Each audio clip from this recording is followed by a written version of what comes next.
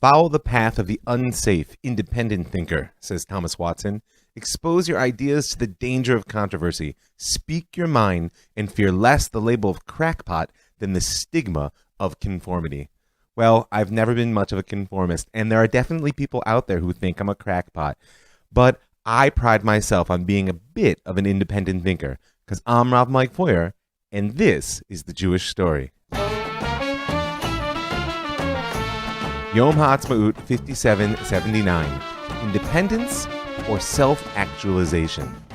You know, it's always a challenge to come up with something new to say, and I feel a bit of pressure in particular around this very special day of Yom HaAtzmaut, Israeli Independence Day.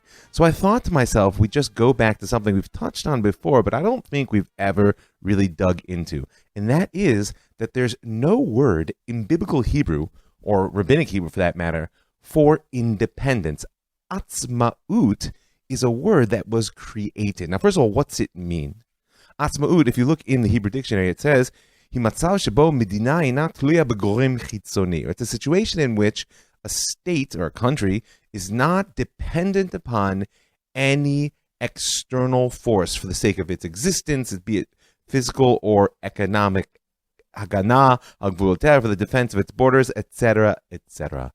It's a word that was actually coined, interestingly enough, by Itamar ben Avi. Itamar ben Avi is an acronym for Eliezer ben Yehuda. He's the son of the man who invested his entire life in the revival of the Hebrew language. In many ways, he was the firstborn native speaker of modern Hebrew. And in searching around for a word that could encapsulate what essentially is a modern concept, he had to coin his own. Now, why do I say it's a modern concept? Because it's not by accident that there's no such word in the Bible. This idea of not being dependent upon any external force is completely foreign to the way in which the Bible sees its existence, certainly the national existence of Am Yisrael. Just go back to the book of Shoftim, of Judges, and you'll encounter what's known as the cycle of the Judges, this idea that Am Yisrael's spiritual security is what actually provides our physical security. That we, being independent in the modern sense, doesn't mean being strong and free and unencumbered by alliances or dependencies on other nations. It means being true to our inner spiritual selves, and through that receiving the divine grace that allows us to be successful on the battlefield or on the economic front. And so Itamar ben Avi was forced to coin a word to encapsulate a modern conception of independence because the classic Hebrew language didn't provide it. However, you know, there's no such thing as creating a word out of nothing, or sure there is, but not in any successful sense. And so the word atzmaut does, of course, have a biblical root. The first usage of ayin tzadi mem as a three-letter root, which is the way the Hebrew language works, goes all the way back to that story of creation. And not just the story of creation, but the story of the creation of Adam and Chava, of the first man and woman. It says, Vayapel Hashem Elohim tardema Adam vayishan, right? God caused a deep sleep to fall upon the first man, and he indeed slept. He took one of his ribs, you know the story. He closed up after him and said, God, build that rib, which he took from humanity, into woman. He brought her to the man. And what did Adam say? Adam, zot hapa'am, this time, etzem me'atzamai uvesar mi bisari. This is bone of my bone, flesh of my flesh. Because the word atzmaut has its origin in the word etzem, bone. It's the essential inner being which holds up the whole superstructure that's built upon it. And this first appearance, with Adam's first encounter to Chava, raises one of the fundamental problems that we all face as individuals, and certainly that we face as a nation, which is, how do I know who I am? He says, etzem me'atzmai. How does he recognize within Chava that which he already is? Now, as long as we're subject to the will of another, the question of exploring how we know who we are is really bound up with rebellion one way or another. I mean, you can rebel against our parents. Everybody who's either been a teenager or who, like myself, is raising one in the house knows that there's a deep need to push against the parent and the infrastructure that they provide in order to determine who we are. And another form of asking that question of who I am is pushing against cultural expectations, right? On many levels, what it means to be a Jew, to be part of Am Yisrael, is to be counterculture. After all, our father Abraham, the original Ivri, stood on one side of the world, and the whole world was convinced that idolatry was one way, and he said, no, it's got to be another. And he was the first Jewish rebel. So pushing against cultural expectations. And of course, the classic form of independence, which is pushing against foreign nations within your land or getting out of exile. So that's all great, it's well and good, but what happens when I actually gain my independence, when I move out of my parents' house, or I establish my comfort with my counterculture, or I kick foreign nations out of my land and return home? Because suddenly most of us find it's far easier to define ourselves by what I'm not, to find the clarity of self through what I reject, than it is to actually decide what I am and what I long to be. Because that proves to be a much trickier proposition. And that's the danger that comes with the gift of independence. Whether that independence is living on my own for the first time or building my own country for the first time in 2,000 years. And I'm here to tell you that in my experience, both personal and research, there are generally two poles that people and nations will seek, consciously or not. One is to find a new master. Individuals will seek dominating relationships, people that'll tell them what to do. Nations will often become client states, looking to sort of follow in the wake of some larger entity's vision. And then, of course, there's always the tendency toward cultural conformity. I've got to admit, I have a little bit of a bone to pick. In Israel right now, there's a frenzy around what's called Eurovision. The fact that we as Jews have succeeded at the game of world culture and that we're hosting what apparently is the largest cultural event in the minds of the Europeans, at least, that could ever be. And that's seen as a great victory and expression of our independence. The celebration is actually the week after Independence Day.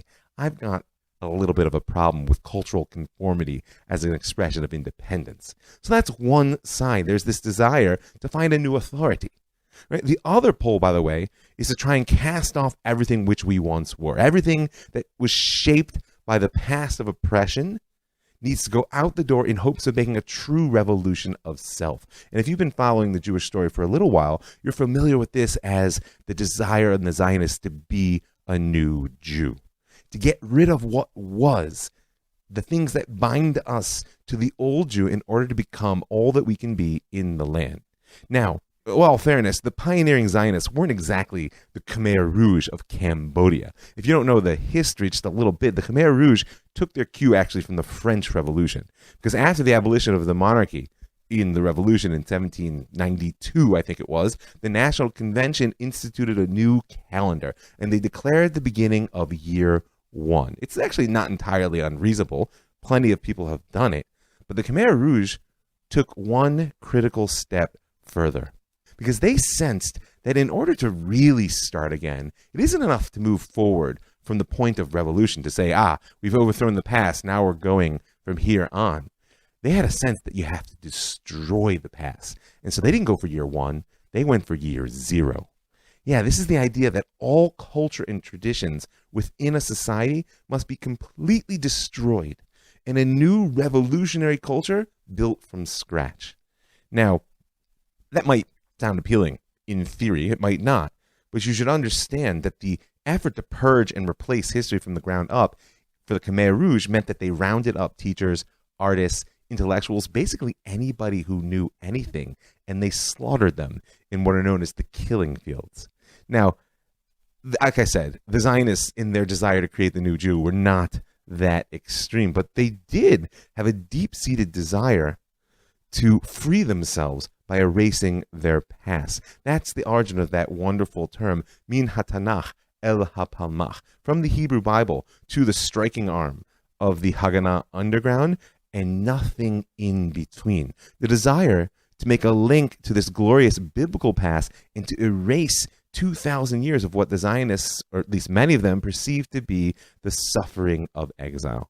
We spoke once in season 2 about Chaim Hazaz's short story, The Sermon. Hazaz was one of Israel's most honored fiction writers, and frankly, one of the most influential thinkers in the early decades of the state. And he wrote a short story. It's called The Sermon. And the main character is Yudka. Yudka in Yiddish means little Jew. And he's meant to represent just that. Amcha Yisrael, the simple Jew. And Yudka's defining characteristic is his reluctance to ever speak in public, which is a challenge in a kibbutz society in which he lived because everything is decided by committee. And one day when the committee of the kibbutz gathers to discuss the school curriculum, to everyone's surprise, Yudka asks to deliver a statement. And Chazaz pictures him stuttering and struggling, and finally he manages to get out the following statement. I want to state that I am opposed to Jewish history, he says, because we didn't make our own history. The Goyim made it for us. What is there in it? Oppression, defamation, persecution, martyrdom. And again, oppression, defamation, persecution, and martyrdom. And again, and again, and again, without end. Just a collection of wounded, hunted, groaning, and wailing wretches, always begging for mercy. I would simply forbid teaching our children Jewish history. Why the devil teach them about their ancestors' shame? I would say to them, boys, from the day we were exiled from our land, we've been a people without a history. Class dismissed, go out and play football. You hear it?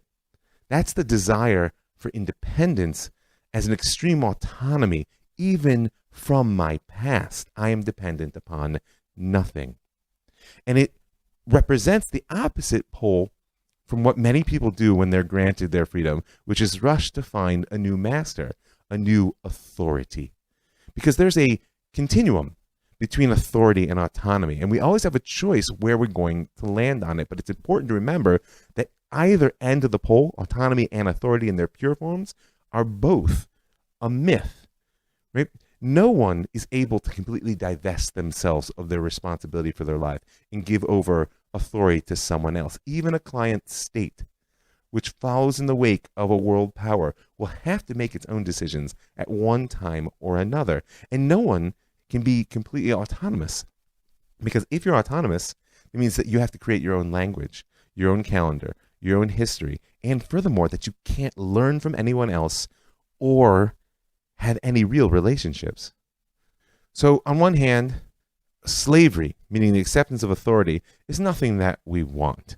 And it's going to take a lot of work to liberate ourselves and to embrace the burden of freedom, the ability to actually make autonomous choices. On the other hand, independence is not really having no dependency on any external power, like the Hebrew definition made it sound, which, by the way, to be clear, it did make it clear that no such a thing actually exists. Because, after all, go free yourself from the biosphere. None of us are really autonomous. And I would offer that realization which Adam had in the moment of meeting Chava, etzem me'atzmai, that place in which Eliezer ben Yehuda's son actually found the origins of a Hebrew word for independence, wasn't just a recognition of who she was. It was a re-understanding of himself. Remember, the phrase is zot hapam etzem me'atzmai uvasar mibisarai, right? This time I see that this is bone of my bone, flesh of my flesh. He's not just understanding her, he's reconceptualizing himself. And hence, the phrase which follows it. Al ken yazov ish et aviv et imo v'davak b'ishto vayu levasar echad. And that's why, it's interesting, he recognizes himself in her, and that's why a man can abandon his father and mother. He can abandon the context which created him, and davak b'ishto, and cleave to his chosen relationship, to his wife, vayu levasar echad, and they become one flesh, one new thing. Because between those two poles of autonomy and authority, which we're always bouncing between, be it an invitation or the real need to seek shelter under the wings of a more powerful entity that lie on the authority side, or the autonomous side and desire to be who I want to be and the consequences be damned, we're always oscillating between them. And what emerges from them is actually authenticity, a real way of being. And authenticity always emerges from relationship. Right relationship is the most powerful tool for coming to be who we long to be. And of course, coming to be who we long to be is perhaps the greatest expression of independence.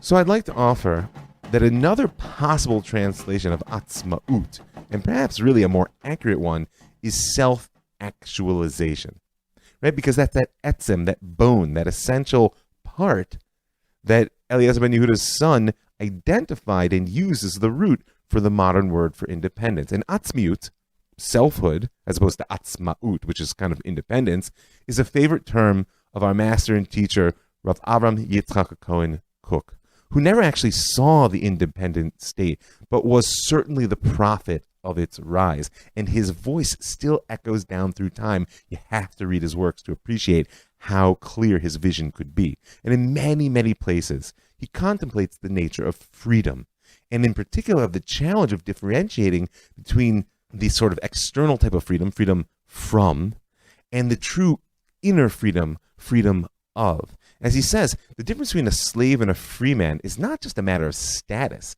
because we can find what he calls an enlightened slave whose spirit is filled with freedom, and also the opposite, a free person who has the spirit of a slave. So what in Rav Kook's mind is true freedom? Self-actualization. He says, "Hacherut hatzivionit," right? Definitive freedom, hioto haruach hanas'a, is that elevated spirit that lifts up an individual or a people to be faithful to their inner selfhood, ha'atzmiut hapnimit shelo, to that soul quality of the divine image which is within it, right? To be free is to find one's self and actualize it, which itself is, as what he calls, the tzelem Elohim asher b'kibo, that element of the divine image which is within us as individuals and within us as a nation. And when I hear the word self-actualization, I can't but help think of Maslow's hierarchy. You remember it back in high school? I don't know, maybe you've done advanced learning in psychology and you've encountered it on a deeper sense. It's that pyramid at the base of which are the physical needs, followed by safety and security, and then the emotional needs of friendship and love, followed by esteem, and finally, there at the top, self-actualization.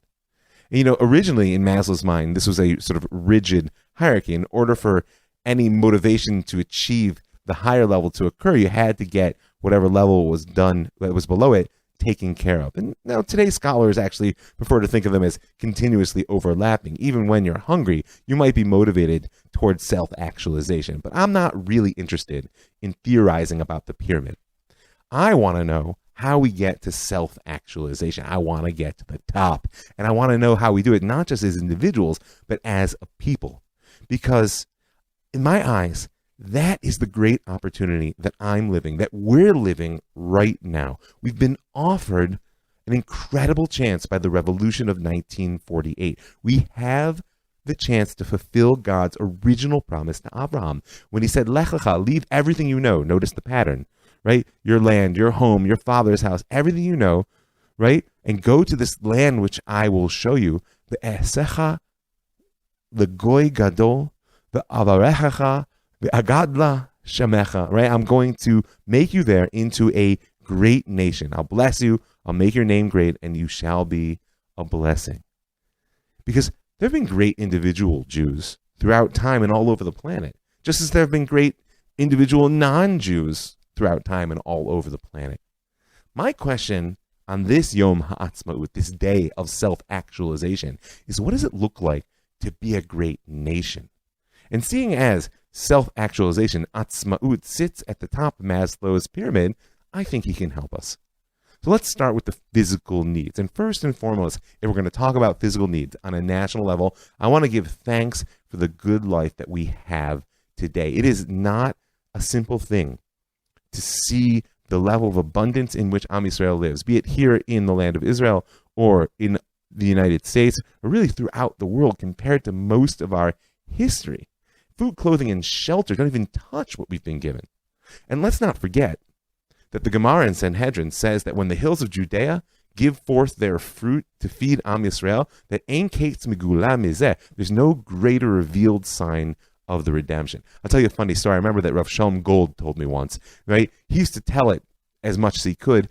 He had a neighbor who lives in Harnof. It's a fairly religious neighborhood of Jerusalem, which means because there's religiosity, there's a little bit of skepticism around the Zionist notion that we're in a stage of redemption.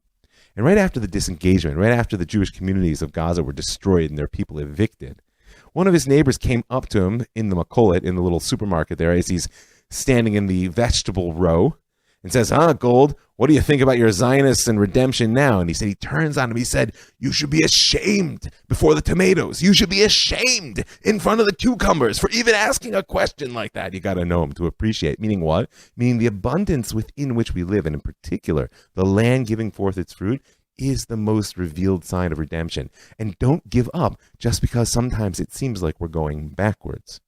And if you've been following season 3, then you know that the ingathering of the exiles was a massive burden on this young country, and our economic survival was far from obvious. We don't have to go back hundreds of thousands of years to say, wow, wouldn't they be amazed to see what this country looks like right now? I know grandparents who are amazed to see what this country looks like right now. I do have to add one caveat from my holy wife. We were speaking last night at the third meal at the end of Shabbat, and she said that a truly Jewish country, when we're talking about what would a Jewish country look like, is one whose society is defined by justice, and in particular, social justice. Because I'm sad to say the price of our physical freedom and our physical abundance should not be the poverty of the poor. And maybe it would be a good thing for all of us to take that to heart this Independence Day, this day of self-actualization, and to spend as much on tzedakah as we do on the meat that we're going to put on the barbecue. So that's the base level of Maslow, but really I want to speak about safety and security and their emotional needs, which lie above them, and I want to speak about them together. Because in my humble opinion, the safety, security need and the emotional need are deeply related to the present phase of our national existence, and it might just be the confusion between them that's preventing us from moving up the pyramid. Now, if you stay tuned for the rest of season 3 and what may even be season 4, you'll hear me make the argument that the existential security, the sense that every war is a do or die and that the axe is just hanging right over our heads, began to crumble here in our country, really with the Egyptian peace treaty of 1978, when suddenly it wasn't true any longer that every one of the states around us wanted to destroy us. And that itself had direct consequences in the social response within Israel to the Lebanon War of the early 80s. And it was since then that our security thinking has been clouded by two primary emotional needs, and the inability to separate the reality on the ground from the reality within threatens our independence even today. I mean, after all, what other people would tolerate 450 missiles begun completely unprovoked in one day? That's what's going on as I'm recording to this even now. And one of the reasons that the press is offering for our sort of muted response to such a heinous crime is that we don't want to ruin our Independence Day celebrations. Oy vey. So one of the emotional issues that's clouding our thinking is clearly fear.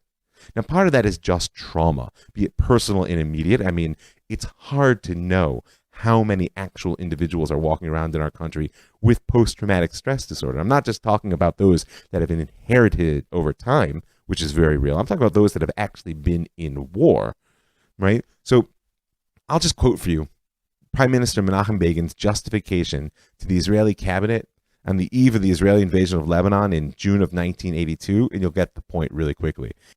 He said, the alternative is Treblinka, and we've decided there will be no more Treblinkas. Really? Really, the only alternative to invading Lebanon is a death camp? I think that there might just be some space in between there for thought. That's just one level of fear. But the fear I'm really concerned about, the one that actually thwarts our security and thus our self-actualization, is more than the fear of what our enemies might do to us if we don't get them first. Because honestly, we are the strongest military power in the region. They should fear us, not vice versa. But right now they don't. And why not? Because the fear of what the world will think is also crippling our security. And that's a problem that we will explore at length in a coming episode. But for the purposes of the present discussion, I'll pose it like this. Do we want to be a client state or a kingdom? Do we really aspire to independence with all the power and real responsibility that it offers? Or would we rather hide behind the skirts of another nation, the United Nations, or just so-called international morality? You know, there's an inner tension between being weak and being strong, which characterized the nature of European Jewish politics for the last 1,500 years. We call it the Stadlan model. The Stadlan was the unofficial but culturally empowered representative of the Jewish community before whatever king or prince they found themselves facing as the local power. But the Stadlan, and the way it's always presented is he was like sort of very stooped and sort of clever and would approach in a very humble manner, begging for whatever it was the Jewish people needed in that moment. But the Stadlan wasn't a beggar, because if he was just there begging, what hope could he have had? He knew that he had something to offer, and that was Jewish power. The problem was that unlike the leader of an independent people, the Stadlan dare not appear too powerful, or suddenly he ceases to be a potential tool or even client of whatever king or prince he's negotiating with, and suddenly becomes an independent threat. And we face this same situation here in the state of Israel. I'll give you an example from the history of the independent state. In 1965, Ezra Weizmann, who was then IDF chief of operations, was on his way to America to present Israel's requests for airplanes to supply the IDF's Air Force, the IAF. And before such a critical trip, 1965, this is the lead up to the Six-Day War, he went to Prime Minister Levi Eshkol to get advice on how exactly to present the state. Should he portray Israel as a weak nation, one that desperately needs help and therefore is to be pitied? Or should he portray them as a budding regional power, which, according to Cold War logic, the United States should invest in? Now, Eshkol apparently didn't hesitate for a moment. He told Weizmann, you should present us as Shimshon the Nebedicher. Right? He was a classic Yiddishist, meaning Samson the weakling. You know, Samson is the archetypical powerful figure of biblical history. And the Nebedicher is the ultimate Yiddish exile expression of someone who has absolutely no ability to defend themselves. And this tension characterizes us up to this day. My dear friend Yishai Fleischer likes to call it the Woody Norris syndrome. On one hand, we're Chuck Norris, whoo, pow, bam, we smash our enemies, and then, oh, we've been to cracks, maybe we shouldn't have done it, I'm a little afraid of the consequences. But Weizmann heard it first from Eshkol, Shimshon the Nebedicher. And you can find it today. If you, on one hand, you walk the streets, you'll meet people who are confident that the Jewish state can overcome any and all obstacles in our path. On the other hand, if you speak to people long enough, you'll also find that we're haunted by the fear that annihilation is just around the corner and that our hands are tied by the world. That's this tendency to bask in the triumphs of success while worrying that our situation is precarious and that we're victims of some world conspiracy hasn't gone away since Eshkol's time. And I think it's that this is more than just an honest fear for what's a truly difficult situation. And it's more than the internalization of centuries of sort of like a hunched posture, not wanting to appear too strong. And it's more even than just the trauma of the very real pain that we've had. I think it's a fear of full self-actualization. It's a fear of what victory might actually look like if we decided that we were going to truly be independent. And that's what's holding us short on Maslow's hierarchy. Oh, we've got the physical needs, although we need to do the work. And please, let's all give a little bit of tzedakah to those who need this Independence Day. And our security, on one hand, is completely in our own hands. We are the regional power. On the other hand, our emotional trauma and our unwillingness to own the responsibility and the glorious opportunity of being independent is holding us back, not just from self-actualization, but actually from real esteem, which underlies it. So I want to wrap up this ramble by going back to my question. What does it look like to be a great nation? What is national self-actualization? What is true atzma'ut? So first of all, let's touch that opening point once again, because it's certainly not imitating other nations, no matter how advanced or globally popular. Right? And it's a repeated theme of the book of Vayikra, of Leviticus, the book that we're in the midst of in the public reading right now, which teaches us how to be the Mamlechet Kohanim, the Goy Kadosh, the nation of priests and the holy people, which God desires. As it says, "Vayitim li kidoshim ki kadosh ani Hashem," or you shall be holy to me, for I am the Lord, am holy. V'avdil etchem min ha'amim liot li, and I've set you apart from other peoples to be mine. We cannot be independent by wanting to be like anyone else, and it is not the ultimate expression of our independence to win Eurovision. Now, on the other hand, it's a myth to say that we're a nation that dwells alone, at least in the simple sense, because a person or a nation that wants to be truly autonomous can't learn, can't teach, can't have relationships at all, because all quality learning and teaching and relationships are dependent upon my empowering you to be an authority in my life. And since I believe that the actual purpose of our existence, and certainly the only real justification for the pain and suffering which is bound up with our quest for independence, is Geula Shlema, its complete redemption. And that means our independence can't find its expression by standing completely separate from the world. Now, that being said, we do need to figure out to some degree who we are before we can enter into right relationship that allows us to be all that we can be. And so what does it mean to be a great nation? A people struggling to actualize itself in the land. I hear you ask now, okay, Mike, you've caused all these problems and raised all these questions. Where are your answers? So I'll tip my hand. And I'll tell you what I'm waiting for, longing for. Let it be soon, let it be now, even a little bit trying to work towards, and that is prophecy. Because as Rav Kook says, this is the national characteristic of Am Yisrael. When all of the people of Israel have a sense of God consciousness, then the prophets will be able to have that sense of divine communication.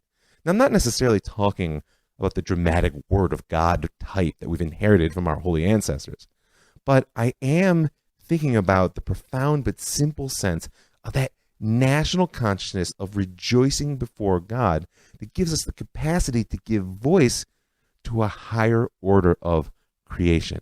And that's, by the way, why it's so important in my eyes that we all sing Hallel on this Yom HaAtzmaut. We all sing the Psalms of praises to God, who not only creates the context of creation that allows us to be independent, but blessed us to live in a time in history where it's found its fruit here in the land.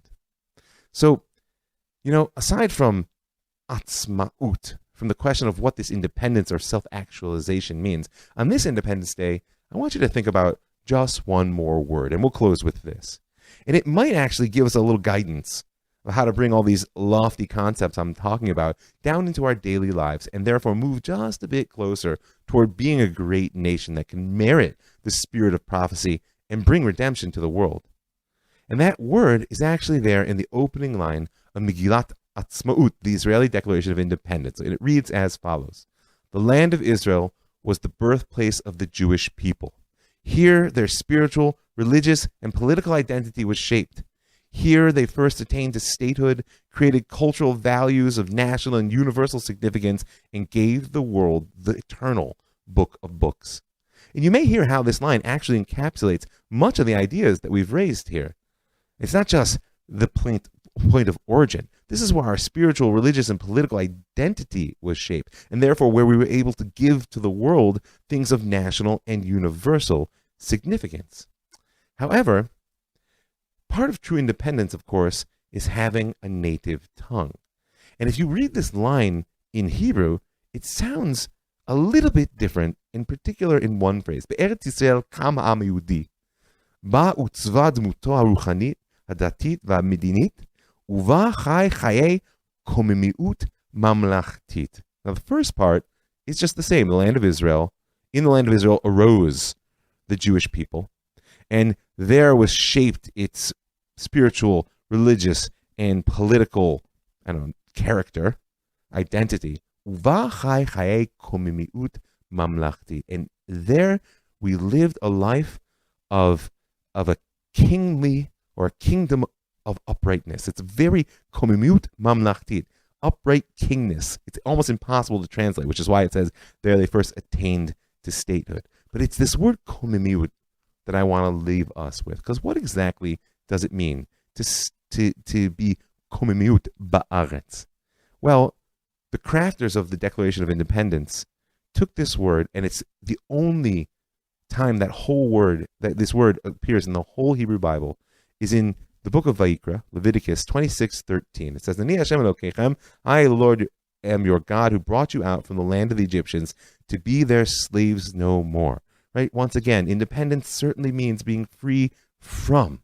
Who broke the bars of your yoke. And I believe that repetition is, you don't have to just be free from the external oppression. You also need to break the internal oppression in order to be totally free. And then what? V'olechetchem komimiut. And it doesn't say, I brought you to the land. It says, I made you walk upright.